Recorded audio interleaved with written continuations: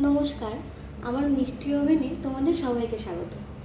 আজকে আমি দেখাবো খুব সহজ পদ্ধতিতে কিভাবে একটা কার্টুন কেকের ডেকোরেশন করা যায়।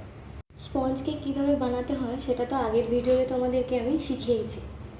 আজকে দেখাচ্ছি খুব সহজে কী করে কার্টুন কেক বানানো যায়।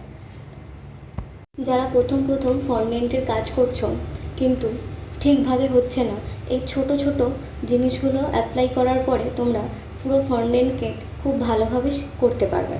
আমি আজকে সেমি ফন্ডেন্ট কেক কীভাবে হয় সেটা দেখাবো, তোমরা সেটা দেখে একটু শিখে নাও। আমাদের অনেকেরই অসুবিধা থাকে ফন্ডেন্টের কালার নিয়ে। কোনো সময় সাদার সাথে অন্যান্য কালার মেশালেও ঠিক যে কালারটা চাইছি সেটা আসে না। সেই কারণে কিছু সময় সেই কালারগুলো আমাদের কিনতেই হয়। যেমন ব্ল্যাক, রেড এগুলো আমাদের কিনতেই হয়, কারণ সেম পুরো রেড কালারটা আমরা কোনো কালার মিশিয়ে আনতে পারি না। তো ব্ল্যাক আর রেড থাকলে তোমরা বাদবাকি কালারগুলো সাদার সাথে মেশালে এসে যায়। ফন্ডেন্ট কেক করার আগে এই ছোট ফন্ডেন্টের কাজগুলো যত আমরা করব, আমাদের বড় ফন্ডেন্ট কেক করতে ততই সহজ হবে।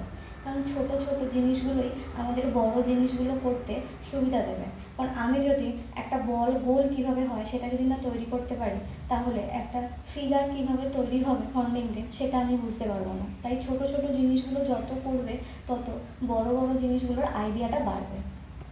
ফন্ডেন্টের কাজ করার আগে ফন্ডেন্টটাকে একটু নিয়ে খুব ভালোভাবে, আমরা যেভাবে আটা দলি খুব ভালোভাবে তাকে তেলা করে নিতে হবে, যেন ফন্ডেন্টটা গোলের মধ্যে কোনো একটা দাগও না থাকে। আর ফন্ডেন্ট বেলার সময় খুব হালকা হাত ইউজ করতে হবে। যতটা নিজের হাতকে হালকা করতে পারবে ততটা সুন্দর হবে।